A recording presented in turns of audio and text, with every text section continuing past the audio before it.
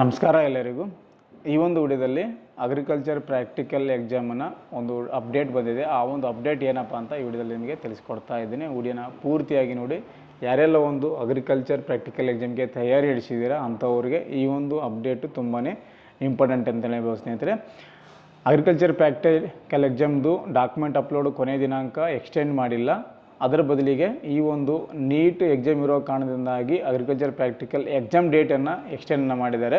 So ಆ ಒಂದು date ಇವತ್ತಿನ ತಿಂಗಳು 29ಕ್ಕೆ ಈ ಒಂದು ಎಕ್ಸಾಮ್ ನಡೀತಾ ಇತ್ತು. ಸೊ ಇದೇ ಒಂದು ದಿನಾಂಕವನ್ನು ಮುಂದಿನ ತಿಂಗಳು 10ನೇ ತಾರೀಕುವರೆಗೂ ನಿಮಗೆ ಎಕ್ಸ್ಟೆಂಡನ್ನು ಮಾಡಿದ್ದಾರೆ. ಇದೇ ತಿಂಗಳು ನಡೀಬೇಕಾಗಿದ್ದಂಥ 29 ತಾರೀಕು ಆ ಒಂದು ಎಕ್ಸಾಮನ್ನು ಮುಂದಿನ ತಿಂಗಳು 10ನೇ ತಾರೀಕು ನಡೆಸ್ತಾ ಇದ್ದಾರೆ. 10/5/2026ಕ್ಕೆ ಈ ಒಂದು ಅಗ್ರಿಕಲ್ಚರ್ ಪ್ರಾಕ್ಟಿಕಲ್ ಎಕ್ಸಾಮನ್ನು ನಡೆಸ್ತಾ ಇದ್ದಾರೆ ಎಲ್ಲ ಒಂದು ಯೂನಿವರ್ಸಿಟಿನಲ್ಲಿ.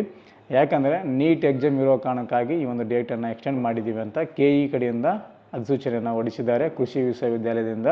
ಸೊ ಆ ಒಂದು ಅಪ್ಡೇಟನ್ನು ನಿಮ್ಗೆ ತಿಳಿಸ್ಕೊಟ್ಟಿದ್ದೀನಿ. ಯಾರೆಲ್ಲ ಒಂದು ಡಾಕ್ಯುಮೆಂಟ್ ಅಪ್ಲೋಡ್ ಮಾಡ್ಕೊಂಡಿಲ್ಲ, ಸೊ ಅಂಥವರಿಗೆ ಡೇಟ್ ಎಕ್ಸ್ಟೆಂಡನ್ನು ಕೊಟ್ಟಿಲ್ಲ. ಕೇವಲ ಈ ಒಂದು ಅಗ್ರಿಕಲ್ಚರ್ ಪ್ರಾಕ್ಟಿಕಲ್ ಎಕ್ಸಾಮ್ದು ಮಾತ್ರ ಡೇಟನ್ನು ಎಕ್ಸ್ಟೆಂಡನ್ನು ಮಾಡಿದ್ದಾರೆ.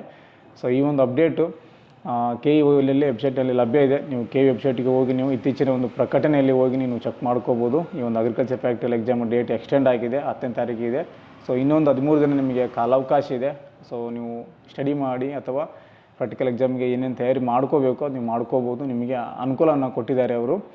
ಸೊ ಇದಿಷ್ಟು ಈ ಒಂದು agriculture practical exam date extend ಆಗಿರೋ ಬಗ್ಗೆ ಮಾಹಿತಿಯನ್ನು ಕೊಟ್ಟಿದ್ದೀನಿ. ಈ ಒಂದು ಮಾಹಿತಿ ನಿಮಗೆ ಉಪಯುಕ್ತ ಆಗಿದೆ ಅಂತ ಅಂದ್ಕೊತೀನಿ. ಇದರ ರಿಲೇಟೆಡಾಗಿ ಏನಾದರೂ ಹೆಚ್ಚಿನ ಮಾಹಿತಿ ಬೇಕು ಅಂದರೆ ಕಮೆಂಟ್ ಮಾಡಿ, ನಿಮಗೆ ಮಾಹಿತಿಯನ್ನು ಕೊಡ್ತೀನಿ. ಮತ್ತು ಏನೇ ಒಂದು ಪ್ರಾಬ್ಲಮ್ ಇರಲಿ ಅದಕ್ಕೆ ಒಂದು ಸೊಲ್ಯೂಷನನ್ನು ನಿಮಗೆ ತಿಳಿಸ್ಕೊಡ್ತೀನಿ. ನೆಕ್ಸ್ಟ್ ಇದೇ ಥರ ಇನ್ನೊಂದು ಉಪಯುಕ್ತ ಮಾಹಿತಿಯೊಂದಿಗೆ ಮತ್ತೊಂದು ವಿಡಿಯೋದಲ್ಲಿ ನಿಮ್ಮನ್ನು ಭೇಟಿ ಆಗ್ತೀನಿ. ಅಲ್ಲಿವರೆಗೂ ನಮ್ಮ ವಿಡಿಯೋಸನ್ನು ನೋಡ್ತಾ ಇರಿ, ಸಪೋರ್ಟ್ ಮಾಡಿ ಅಂತ ಹೇಳ್ತಾ ಥ್ಯಾಂಕ್ಸ್ ಫಾರ್ ದ ವಾಚಿಂಗ್. ನಮಸ್ಕಾರ.